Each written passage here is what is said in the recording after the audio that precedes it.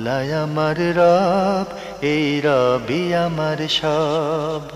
দামে দামে তন মনে তারি অনুভব। তোমার দুনিয়াতে আমি যেদিকে তাকাই, অথই নিয়ামতে ডুবে আছি সবাই। পাক পাখালির গানে শুনি তসবিহ কলরব, তসবিহ কলরব। আল্লাহ আমার রব, এই রবি আমার আসসালামু আলাইকুম। সব। আলহামদুলিল্লাহ, আসসালাতু ওয়াসসালাম আলা রাসূলিল্লাহ। প্রিয় দর্শক, আপনারা যারা দেশে আছেন প্রবাসে, সবাইকে জানাই অনেক অনেক প্রীতি ও শুভেচ্ছা। শুরু হলো এনটিভি আয়োজিত অনুষ্ঠান আপনার জিজ্ঞাসা। আপনাদের সাথে আছে আমি জয়নুল আবেদিন আজাদ, আর আপনাদের মনে জাগা প্রশ্নের জিজ্ঞাসার জবাব দিচ্ছেন বিশিষ্ট আলেম ডক্টর মোহাম্মদ সাইফুল্লাহ।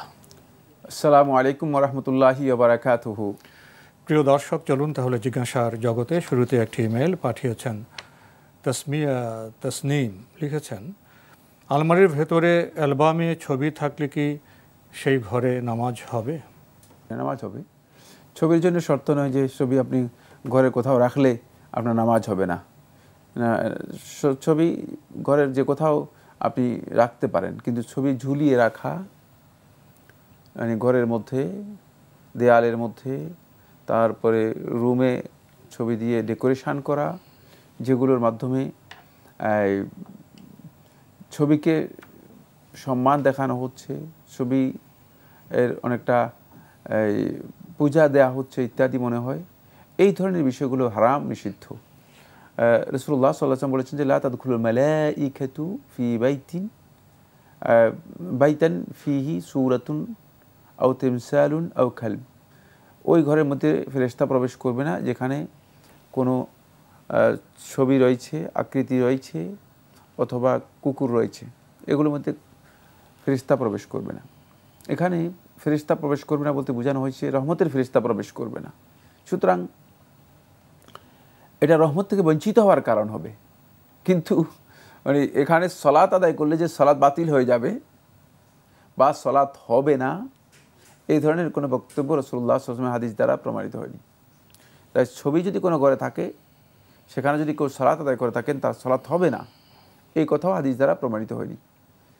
আলেমরা এক্ষেত্রে বলেছেন যে ছবি যেহেতু সলাত আদায়কারীর মনোযোগ নষ্ট করে, তাহলে ছবি যদি ঘরের মধ্যে থাকে তাহলে তার সলাত, কেউ বলেছেন মাকরুহ হবে, কেউ বলেছেন হারাম হবে, কিন্তু সলাত হবে না এই কথা বলেন নাই, সলাত বাতিল হয়ে যাবে কথা বলেন নাই। বাকি এই বক্তব্যটি ইজতিহাদি বক্তব্য। বিশুদ্ধ বক্তব্য হচ্ছে সলাত হয়ে যাবে যদি তিনি কোথাও জায়গা না পেয়ে থাকেন, যে এক জায়গায় গিয়েছেন, ঘরের মধ্যে ছবি আছে, এখন তাকে তো সলাত তো আদায় করতে হবে। তিনি সলাত আদায় করার যদি জায়গা না পেয়ে থাকেন, তাহলে সেখানে সলাত আদায় করলে তার সলাত হয়ে যাবে।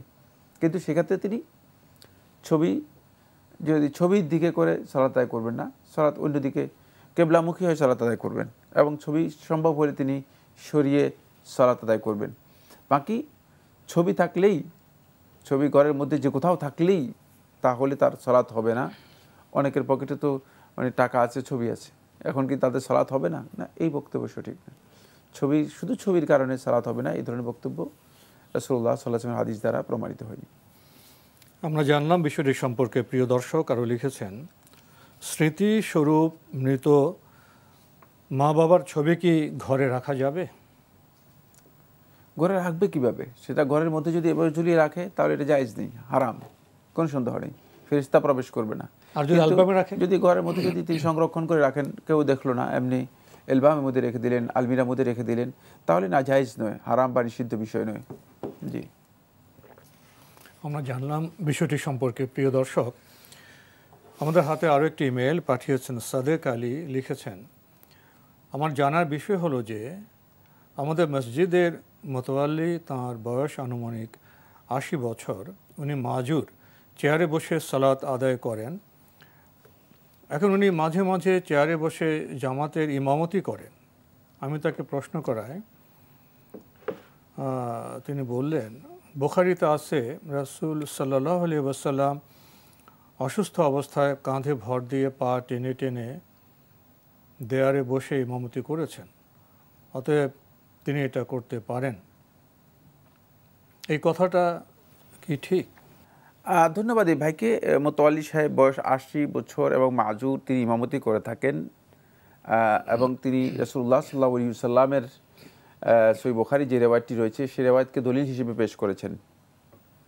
রাসূলুল্লাহ সাল্লাল্লাহু আলাইহি ওয়াসাল্লামের ইমামতির বিষয়টি আর মোতাওয়াল্লি সাহেবের ইমামতির বিষয় কি সমান? আল্লাহ নবী সাল্লাল্লাহু আলাইহি ওয়াসাল্লাম এর ইমামতির বিষয়ে রাসূলুল্লাহ সাল্লাল্লাহু আলাইহি ওয়াসাল্লাম ইমামতির পেছনে সাহাবায়ে কেরামগণ সালাত আদায় করেছেন। রাসূলুল্লাহ সাল্লাল্লাহু আলাইহি ওয়াসাল্লাম অসুস্থ ছিলেন, সাহাবায়ে কেরামগণ উদ্গ্রীব ছিলেন রাসূল সাল্লাল্লাহু আলাইহি ওয়াসাল্লাম কখন আসবেন, সালাত আদায় করবেন। তখন আল্লাহ রাসূল সাল্লাল্লাহু আলাইহি ওয়াসাল্লাম সালাত আদায় করেছেন এবং আবু বকর রাদিয়াল্লাহু আনহু সালাত আদায় করতেছিলেন। রাসূলুল্লাহ সাল্লাল্লাহু আলাইহি ওয়াসাল্লাম ইশারা করলেন। তারপর রাসূলুল্লাহ সাল্লাল্লাহু আলাইহি ওয়াসাল্লাম আবু বকর রাদিয়াল্লাহু তাআলা আনহুর সেই সালাতে রাসূলুল্লাহ সাল্লাল্লাহু আলাইহি ওয়াসাল্লাম অংশগ্রহণ করলেন। রাসূলুল্লাহ সাল্লাল্লাহু আলাইহি ওয়াসাল্লাম অনুসরণ করলেন আবু বকর রাদিয়াল্লাহু তাআলা আনহু এবং সাহাবায়ে কেরামগণ রাসূল সাল্লাল্লাহু আলাইহি ওয়াসাল্লামকে অনুসরণ করলেন। তো এখানে আল্লাহ নবী সাল্লাল্লাহু আলাইহি ওয়াসাল্লামের সালাতের উপর কিয়াস করা এটা বৈধ নয়। তার কারণ হচ্ছে এখানে যদি ওজর মাজুর ব্যক্তি ছাড়া ইমামতি করার মতো যোগ্য ব্যক্তি থাকে তাহলে এই ক্ষেত্রে মাজুর ব্যক্তি ইমামতি না করাই উত্তম। আর রাসূলুল্লাহ সাল্লাল্লাহু আলাইহি ওয়াসাল্লাম মাজুর হওয়া সত্ত্বেও রাসূলুল্লাহ সাল্লাল্লাহু আলাইহি ওয়াসাল্লাম ইমামতি হচ্ছে উত্তম। কারণ রাসূলুল্লাহ সাল্লাল্লাহু আলাইহি ওয়াসাল্লামের মানে ইমামতির বিষয়টি সাহাবায়ে কেরামগণ আল্লাহ নবী সাল্লাল্লাহু আলাইহি ওয়াসাল্লাম পেছনেই সালাত আদায় করতেছিলেন। সুতরাং রাসূলুল্লাহ সাল্লাল্লাহু আলাইহি ওয়াসাল্লাম মাসআলা এখানে আসবে না। রাসূলুল্লাহ সাল্লাল্লাহু আলাইহি ওয়াসাল্লাম বিষয়টি একেবারেই আলাদা। তাই ওই রেওয়ায়াতকে সামনে রেখে যদি তিনি মনে করেন যে তিনি মাজুর হওয়ার কারণে তিনি ইমামতি করতে পারবেন, এ কথা সঠিক নয়। যেহেতু মাজুর ব্যক্তি ওজরের কারণে তার কাছ থেকে শরীয়তের কিছু বিধান সাকেত হয়ে যায়। সাকেত হয়ে যাওয়ার কারণে তার উপর থেকে সাকেত হবে, এটা মুক্তাদিদের কাছ থেকে তো সাকেত হবে না। সুতরাং মুক্তাদিদেরকে সেখান থেকে বঞ্চিত করা এটা তার জন্য জায়েজ নেই, তার জন্য জায়েজ নেই। এক্ষেত্রে মাজুর ব্যক্তি ইমামতি করবে না, বরং ইমামতি করবে যার ওজর নেই সেই ব্যক্তি ইমামতি করবে। আমরা জানলাম বিষয়টি সম্পর্কে। প্রিয় দর্শক, আমাদের হাতে আরও একটি ইমেল পাঠিয়েছেন মোহাম্মদ ইরতেজা। লিখেছেন, সেলুনে যদি টেলিভিশনে গান বাজনা বা হারাম কিছু চালিয়ে রাখে সেক্ষেত্রে করণীয় কি? চুল কাটার জন্য তো সেলুনে যেতেই হয়। ধন্যবাদ আপনাকে। সেলুনে গেলে আপনি বন্ধ করতে বলবেন, খুব সহজ কথা। করণীয় কি? করণীয় তো খুবই সহজ। এটা যিনি চালিয়েছেন তিনি বন্ধ করতে পারেন। তাকে আপনি বলবেন যে ভাই আপনি এটা চালিয়েছেন, আমার শোনার দরকার নেই। তাকে বলবেন যে আপনি বন্ধ করুন ভাই। বলে এগুলো আমাদের শোনার দরকার নেই, কারণ আমরা চুল কাটতে আসছি, আমরা তখন গান শুনতে আসিনি। গান শোনার লোক আলাদা, যারা আসবে তাদেরকে শুনান। খুবই সহজ কথা। সুন্দরভাবে যদি বলেন অবশ্যই তিনি বুঝবেন যে না, আপনি গান শুনতে চাচ্ছেন না, আপনাকে জোর করে গান শোনানোর কোনো দরকার নেই। এরপরে যদি তিনি আপনাকে বাধ্য করেন, আপনার এখানে কিছু করণীয় নেই, এতে আপনার গুনাহ হবে না। আরও লিখেছেন, রাস্তাঘাটে অনেক লিফলেট বা কাগজপত্র পড়ে থাকে যেগুলোতে অনেক অশালীন বা মেয়েদের ছবি থাকে, এগুলো দেখলে কি করব? না, আপনি এগুলো দেখার সাথে সাথেই ওই কুল্লিল মুমিনিনা ইয়াগুদ্দু মিন আবসারিহিম ওয়া ইয়াহফাযু ফুরুজাহুম, আপনি মুমিন পুরুষদেরকে বলে দিন তারা যেন তাদের দৃষ্টিকে সংযত করে এবং তারা তাদের লজ্জাস্থানকে হেফাজত করে। রাসূলুল্লাহ সাল্লাল্লাহু আলাইহি ওয়াসাল্লাম ওয়াগদুদ বাসারাক, তুমি তোমার দৃষ্টিকে সংযত করো। ওয়াহফাজ ফারজাক, তুমি তোমার লজ্জাস্থানকে হেফাজত করো। সুতরাং অবশ্যই আপনি দৃষ্টি সাথে সাথে কি করে সরিয়ে নেবেন। এমন রাস্তাঘাটে পড়ে আছে, এগুলো সমস্যা, আমি এগুলো দেখতে যাবো কেন?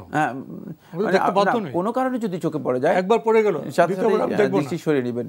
রাসূলুল্লাহ সাল্লাল্লাহু আলাইহি ওয়াসাল্লাম আলী ইবনে আবি তালিব রাদিয়াল্লাহু আনহু বলেছেন যে যদি তোমার এই দৃষ্টি পড়ে যায়, কোনো কারণে যদি দৃষ্টি পড়ে যায়, তাহলে তুমি দৃষ্টি সরিয়ে নাও। তোমার প্রথম যে দৃষ্টি পড়ে গিয়েছে এটার জন্য আল্লাহ তাআলা তোমাকে পাকড়াও করবেন না, কিন্তু দ্বিতীয়বার তোমাকে দৃষ্টি দেওয়া বৈধ হবে না, দ্বিতীয়বার দৃষ্টি দেওয়া বৈধ নয়। আমরা বিষয়টি সম্পর্কে জানলাম। প্রিয় দর্শক, আমাদের হাতে আরও একটি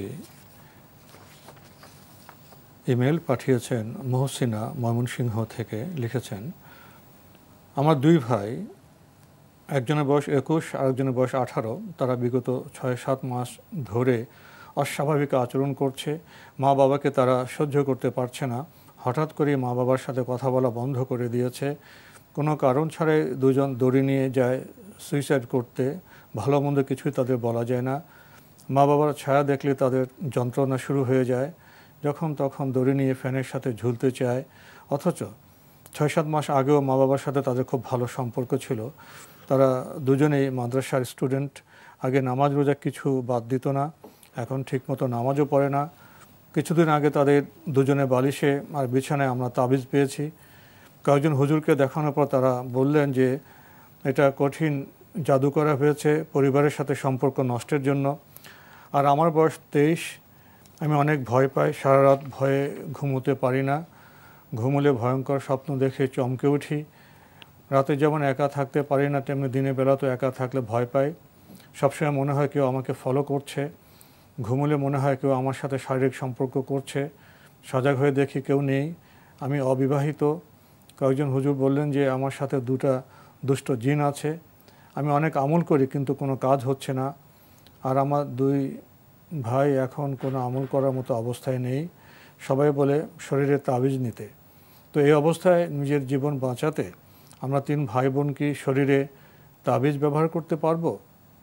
জীবন মরণের মাঝামাঝি অবস্থায় আমরা আছি। না, কারণ আপনি তো তাবিজকেই পরিত্রাণকারী হিসেবে নিশ্চিত করে দিয়েছেন। আপনার বক্তব্য থেকে বোঝা যাচ্ছে যে এই তাবিজ নেওয়াটাই আপনার পরিত্রাণের পথ হবে। সুবহানাল্লাহ। অথচ রাসূল সাল্লাল্লাহু আলাইহি ওয়াসাল্লাম স্পষ্ট করে বলেছেন, মান আল্লাকা তামিমাতান ফাকাদ আশরাক, যে তাবিজ ঝুলালো সে আল্লাহ তাআলার সাথে শিরক করলো। সুতরাং আপনি এই শিরকের মধ্যে আপনাকে মানে ঢুকানোর জন্যই তো তাবিজের কথা বলা হচ্ছে। ইন্নামার রুকা ওয়াত তামাইম ওয়ালা তাশরিক। ওয়াবিন মুনাব্বির রহমাতুল্লাহ বর্ণনা করেন, জমহুর সালাফদের কাছে বর্ণিত হয়েছে, মান তাআল্লাকা বিশাইইন উখিলা ইলাইহি। এখন আপনি ওই তাবিজের সাথে আপনি নিজেকে সম্পৃক্ত করে নিয়েছেন, তাবিজের সাথেই আপনি সম্পৃক্ত হয়ে গিয়েছেন। ফলে এখন তাবিজই মনে করতেছে আপনার পরিত্রাণকারী, তাবিজের মাধ্যমে আপনি সুস্থ হবেন। এমনকি আপনি এমন শব্দ ব্যবহার করেছেন, জীবনকে তিনি মনে করেন যে জীবন বাঁচাতে পারবে তাবিজ। তো আল্লাহর উপর তাওয়াক্কুল কোথায় গেল? আল্লাহ রাব্বুল আলামিনকে কোথায় স্থান দিয়েছেন?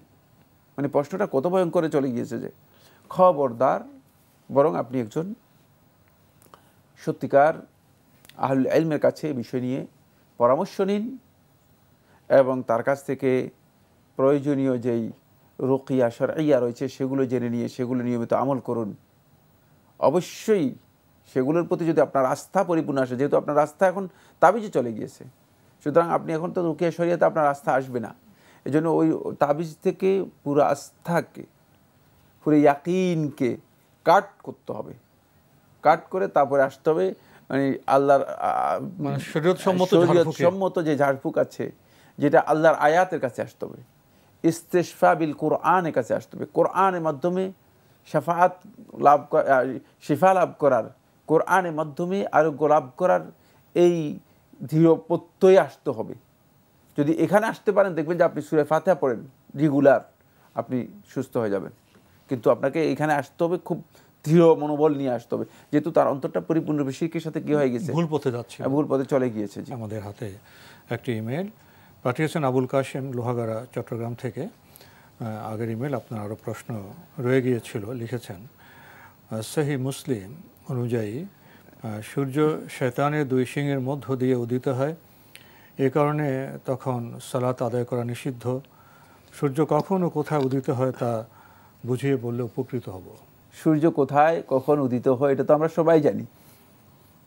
পৃথিবীর সমস্ত জ্ঞান বিজ্ঞান প্রমাণ করেছে যে পৃথিবীর ভূখণ্ডে বিভিন্ন জনপদে বিভিন্ন সময় সূর্য উদিত হয়।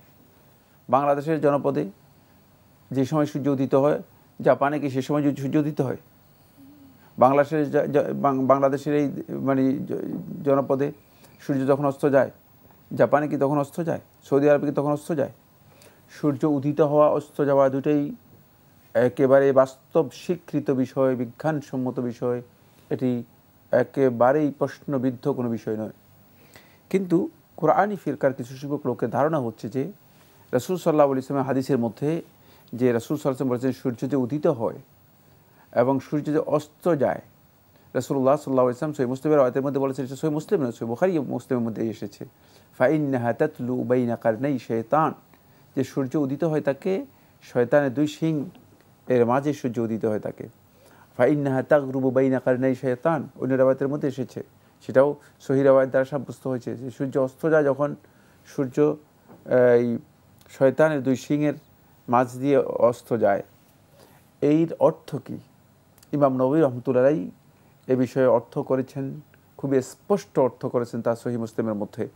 সেটা হচ্ছে সূর্য যখন উদিত হয়, যেহেতু সূর্য পূজারী যারা রয়েছে তারা সূর্যের পূজা করে, তখন শয়তান সূর্য উদিত হয়, যখন সূর্য উদিত হওয়ার সময় শয়তান সেখানে গিয়ে মাথা দিয়ে রাখে, শয়তান মাথা দিয়ে রাখে ওই সূর্য পূজারীদের, শয়তান তাদের পূজা নেওয়ার জন্য, এবং শয়তান মনে করছে যে তারা আমার পূজা করছে।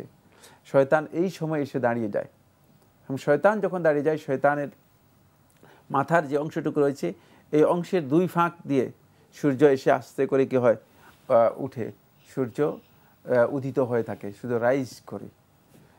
এই সময় রাসূলুল্লাহ সাল্লাল্লাহু আলাইহি ওয়াসাল্লাম এই কারণেই সালাত আদায় করতে নিষেধ করেছেন, কারণ শয়তান এই সময় মানে শয়তান পূজারী যারা রয়েছে তাদের পূজা গ্রহণ করে থাকে, সে তখন ইবাদত করতে চায়। আর তাই বাস্তব। এটা আজ থেকে 1400 বছর আগে রাসূলুল্লাহ সাল্লাল্লাহু আলাইহি ওয়াসাল্লাম বলেছেন। এখনও এই মানে সূর্য উদিত হওয়ার সময় আমরা দেখতে পাই বিভিন্ন কালচারের লোকেরা পূজা দিচ্ছে, তো বিভিন্ন কালচারের লোকেরা পূজা দিচ্ছে এবং সূর্য উদিত হওয়ার সময় তারা মানে পূজা করতেছে, তারা তার সূর্যকে উপাসনা করে, সূর্যকে উপাসনা করতেছে, সূর্যকে উপাসনা করতেছে। সূর্য অস্তের সময় তারা লুলু দিচ্ছে এবং উপাসনা করতেছে। তাহলে বোঝা গেল যে তারা জানে যে শয়তান যে এই সময় মানে শয়তান তাদেরকে এই জ্ঞান দিয়েছে, শয়তানের কাছ থেকে তাদের কাছে ইনফরমেশন আছে, এবং শয়তান যে এই সময় এই তাদের পূজা গ্রহণ করে থাকে, এই কারণেই তারা শয়তানের এই পূজা করে যাচ্ছে। এই কারণে রাসূলুল্লাহ সাল্লাল্লাহু আলাইহি ওয়াসাল্লাম এটাকে নিষেধ করেছেন। সুতরাং আপনাকে বিস্তারিত সূর্য কোথায় উদিত হয়, কখন উদিত হয় এটা বলার প্রয়োজন, এটা তো আমাদের জানা কথাই। বাংলাদেশে সূর্য উদিত হয় কখন, কীভাবে উদিত হয়, সূর্য কখন অস্ত যায়, কিভাবে অস্ত যায়, সবটাই স্বীকৃত এবং পরিচিত বিষয়। শুধুমাত্র রাসূলুল্লাহ সাল্লাল্লাহু আলাইহি ওয়াসাল্লাম এই হাদিসের মধ্যে আপনার মানে একটা বিভ্রাট তৈরি হয়েছে, কারণ আপনি রাসূল সাল্লাল্লাহু আলাইহি ওয়াসাল্লামের হাদিসকে মানতে চাচ্ছেন না। যদি হাদিসের অর্থটুকু বুঝতেন তাহলে কিন্তু আপনার কাছে এটা কোনো কনফিউশনই না। আসলে এখানে তো সূর্য উদয়াস্তের বিষয়টা না, বিষয়টা হলো সূর্য উদয়াস্তের কেন্দ্র করে কেউ উপাসনা করে, উপাসনা করা হয়ে থাকে, জি বিষয় সেটা। এই কারণে রাসূলুল্লাহ সাল্লাল্লাহু আলাইহি ওয়াসাল্লাম নিষেধ করেছেন।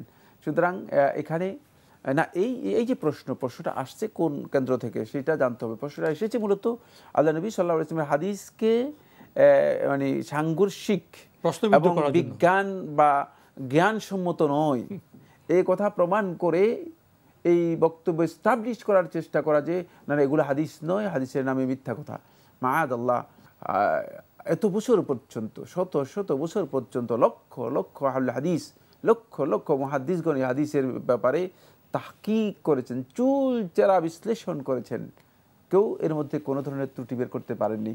এখন বিকৃত চিন্তার কিছু লোক যারা শয়তানের ধ্যান ধারণা নিয়ে মিসগাইডেড হয়েছে, তারাই মূলত এই বিভ্রান্তির মধ্যে পড়ে যাচ্ছে এবং মানুষদেরকে এইভাবে বিভ্রান্ত করার জন্য চেষ্টা করছে। জি, আরও লিখেছেন সহিহ আল বুখারীর 5707 নম্বর হাদিস অনুযায়ী রাসূল সাল্লাল্লাহু আলাইহি ওয়াসাল্লাম বলেন, রোগের কোনো সংক্রমণ নেই। এটি কি উপমা হিসেবে ব্যবহার হয়েছে? আপনার বুঝতে সমস্যা হয়ে গিয়েছে। এখানে রোগের সংক্রমণ নেই রাসূল সাল্লাল্লাহু আলাইহি ওয়াসাল্লাম এই কথা বলেন নেই। এখানে রাসূল সাল্লাল্লাহু আলাইহি ওয়াসাল্লাম আলা আদওয়া ওয়ালা থিয়ারা, আদওয়া হচ্ছে সংক্রমণ, এর যে আকীদা রয়েছে সে আকীদাকে বোঝানো হয়েছে। সংক্রমণের একটা আকীদা জাহিলি সমাজের মধ্যে পরিচিত ছিল। সে আকীদাটুকু হচ্ছে এই যে কোনো ব্যক্তি যখন রোগে আক্রান্ত হয় তার কাছে গেলেই সেই রোগ আরেকজন ব্যক্তির কাছে কী হয়ে যায়, সংক্রমিত হয়ে যায়। এই ধারণাটুকু জাহিলি সমাজের মধ্যে এস্টাবলিশড ছিল। রাসূলুল্লাহ সাল্লাল্লাহু আলাইহি ওয়াসাল্লাম ওই জাহিলি সমাজের ওই আকীদাকে রাসূলুল্লাহ সাল্লাল্লাহু আলাইহি ওয়াসাল্লাম কী করেছেন, এখানে সমূলে নির্মূল করে দিয়েছেন। না, এই ধরনের কোনো আকীদার সামান্যতম কোনো অস্তিত্ব নেই। কারণ রোগের এমন কোনো ক্ষমতা নেই যে রোগ স্বয়ংক্রিয় হয়ে নিজেই কি হতে পারে, আরেকজনের গায়ে যেতে পারে, সংক্রমিত হতে পারে।